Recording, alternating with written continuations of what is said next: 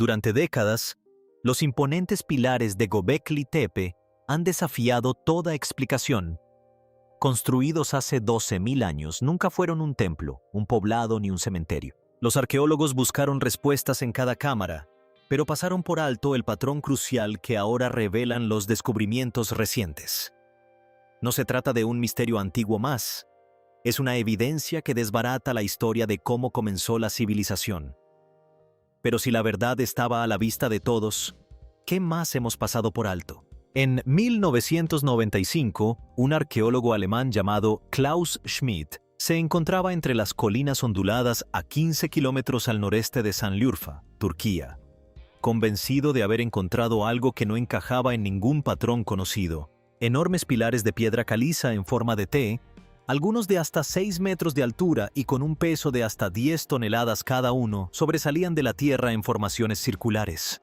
La arquitectura monumental más antigua del mundo, construida hace más de 11.000 años, yacía enterrada bajo capas de tierra y piedra. Sin embargo, cuando Schmidt y su pequeño equipo comenzaron su trabajo, surgió rápidamente una paradoja.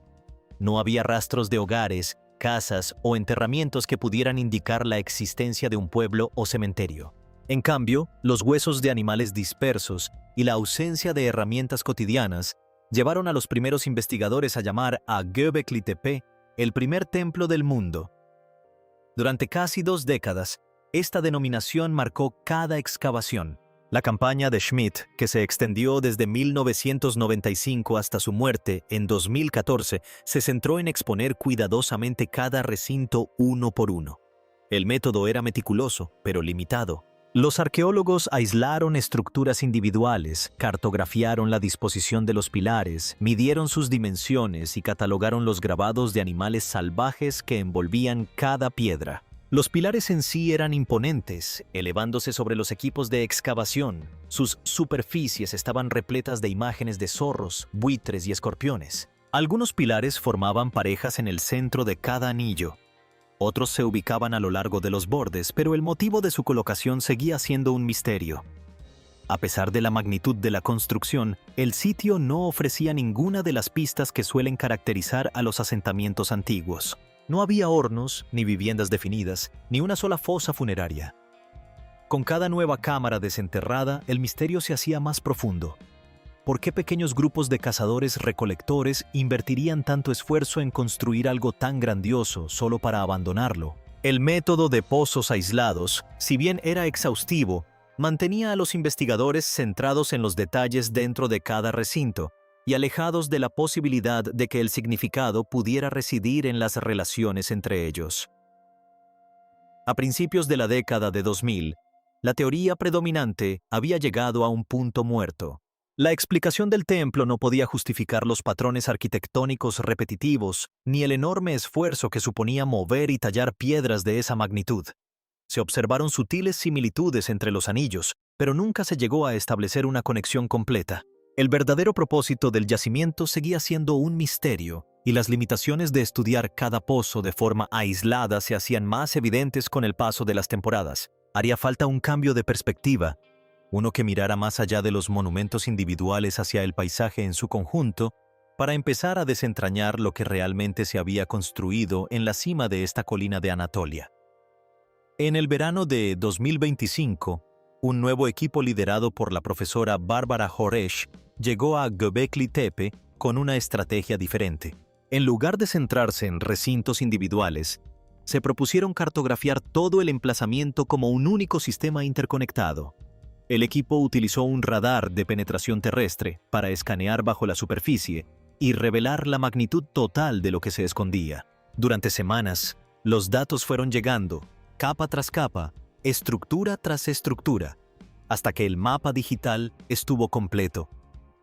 Lo que surgió no fue un conjunto disperso de círculos aislados, sino un patrón geométrico preciso que había sido invisible para los investigadores que trabajaban pozo por pozo. 3 de los recintos más grandes, conocidos como B, C y D, formaban los vértices de un triángulo equilátero casi perfecto. La distancia entre cada centro medía 19,25 metros con un margen de error inferior a 30 centímetros. Esto no fue una coincidencia. Los lados del triángulo se alineaban con una precisión asombrosa y la orientación de cada recinto seguía una lógica común. Los pilares centrales de los recintos B y C discurrían paralelos al lado sur del triángulo, mientras que el recinto D, el más alto e imponente, servía de anclaje al vértice. El eje principal de varios pilares apuntaba al norte, pero con una desviación constante de 10 grados, lo que sugería una desviación deliberada en lugar de una colocación aleatoria. La profesora Horesh y su equipo de cartografía analizaron minuciosamente los resultados. La precisión del triángulo resaltaba sobre el terreno accidentado, lo que sugería que los constructores habían trabajado a partir de un plan maestro. La idea de que cazadores-recolectores que utilizaban herramientas de piedra y carecían de lenguaje escrito pudieran haber diseñado semejante estructura subvirtió las antiguas suposiciones sobre la construcción fortuita. En cambio, la evidencia apuntaba a un sistema de reglas, un plano que regía dónde y cómo se erigía cada monumento. Las mediciones repetidas, las alineaciones precisas y la simetría entre los recintos sugerían un conocimiento transmitido y coordinado a lo largo de generaciones. Por primera vez, la lógica del sitio se hizo visible. La geometría no era solo una cuestión de estética, sino un signo de organización intencional. Este descubrimiento planteó una nueva pregunta. Si el diseño seguía reglas estrictas, ¿qué otros elementos de Göbekli Tepe podrían formar parte de un código mayor? El misterio ya no giraba en torno a círculos de piedra aislados, sino a la mente que concibió el conjunto y al propósito que impulsó su creación. Las tallas de animales en Göbekli Tepe han sido descritas durante mucho tiempo como misteriosas, pero un análisis reciente ha revelado una lógica detrás de su ubicación que sugiere algo mucho más sistemático. La doctora Lina Yilmaz, especialista en simbolismo prehistórico, ha dedicado meses a catalogar los motivos y su ubicación en todo el yacimiento. Los hallazgos de su equipo apuntan a un conjunto de reglas que determinan qué animales aparecen dónde y cuándo. Las figuras de buitres se tallan sistemáticamente cerca de la parte superior de los pilares orientados al este, una posición que coincide con la salida del sol durante las épocas clave del año. En varios recintos aparecen escorpiones en la parte baja de las caras orientadas al sur, a menudo acompañados de símbolos de ganado salvaje o zorros. Según Yilmaz, es improbable que estos patrones sean una decoración aleatoria. En cambio, podrían representar una especie de calendario, marcadores de eventos rituales vinculados a ciclos estacionales u observaciones celestes. Uno de los descubrimientos más sorprendentes provino del análisis de laboratorio de una figura humana tallada encontrada entre los recintos B y D. A diferencia de la mayoría de los motivos animales, la estatua estaba colocada horizontalmente, con sus ojos incrustados de concha mirando hacia arriba como si esperara alguna señal. La talla sugiere que fue manipulada y exhibida antes de ser sellada, posiblemente como una ofrenda. El equipo de Yilmaz cree que esta figura pudo haber jugado un papel en ceremonias que coordinaban las actividades de diferentes grupos reunidos en el lugar. La repetición de símbolos animales, siempre en los mismos lugares y combinaciones, apunta a un código compartido que entendían quienes construyeron y utilizaron Göbekli Tepe. Los buitres al amanecer, los escorpiones durante la temporada de caza y la figura de ojos saltones como posible foco de derechos comunitarios. Cada elemento parece haber señalado no solo la creencia, sino también el momento oportuno y la participación. Los grabados, que antes se consideraban simples ornamentos, ahora parecen más bien mensajes. Mensajes, recordatorios quizás de cuándo reunirse, qué celebrar y cómo mantener los ritmos de una sociedad sin lenguaje escrito. El acto final en Göbekli Tepe no fue un abandono, sino un acto deliberado de clausura. Los arqueólogos descubrieron pruebas de que los recintos fueron cuidadosamente rellenados con capas de finos escombros de piedra caliza mezclados con carbón vegetal, sellando así los monumentos bajo toneladas de piedra. El relleno es sorprendentemente uniforme, sin señales de derrumbe natural ni sedimentación gradual, sino un único esfuerzo masivo que dejó el sitio sepultado e intacto durante milenios. El análisis microscópico del sedimento confirma que no se trató de un accidente, El relleno consiste en fragmentos limpios de cantera depositados en rápida sucesión, sin rastros de ocupación ni erosión entre las capas. Las dataciones por radiocarbono del carbón vegetal incrustado en el cúmulo de escombros datan de alrededor del 9500 a.C., lo que apunta a un cierre coordinado que se desarrolló a lo largo de meses, no de generaciones.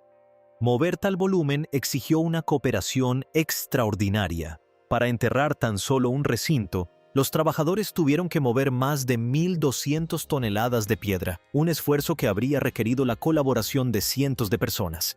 En todo el recinto, la magnitud del trabajo se vuelve aún más abrumadora. El trabajo que implicaba rivaliza con cualquier cosa vista en sociedades agrícolas posteriores, pero no se ha encontrado ninguna evidencia de agricultura o animales domesticados en Göbekli Tepe. Esta comunidad estaba unida por algo más que cultivos o ganado. Una visión compartida, una memoria colectiva y la voluntad de transformar su paisaje. Göbekli Tepe no es un caso aislado. En Karahantepe, un yacimiento situado a tan solo 35 kilómetros, los arqueólogos han encontrado recintos similares con la misma orientación y señales de enterramiento intencional. Este patrón se repite en toda la región, lo que sugiere una red de comunidades unidas por un propósito común. El acto de sellar estos monumentos insinúa un momento en que los constructores decidieron cerrar un capítulo, no por derrota, sino con intención. Esto pone en tela de juicio la cronología de la civilización misma, demostrando que la acción organizada a gran escala era posible mucho antes de que se plantaran los primeros campos o se construyeran las primeras ciudades. Hoy en día, Göbekli Tepe reescribe lo que sabemos sobre la cooperación humana, probando que el conocimiento compartido es anterior a las primeras ciudades por milenios. A medida que surgen nuevos lugares, nuestros orígenes parecen menos accidentales y más intencionales. El verdadero secreto no está enterrado en piedra. Está en cómo elegimos vernos a nosotros mismos ahora. ¿Qué opinas?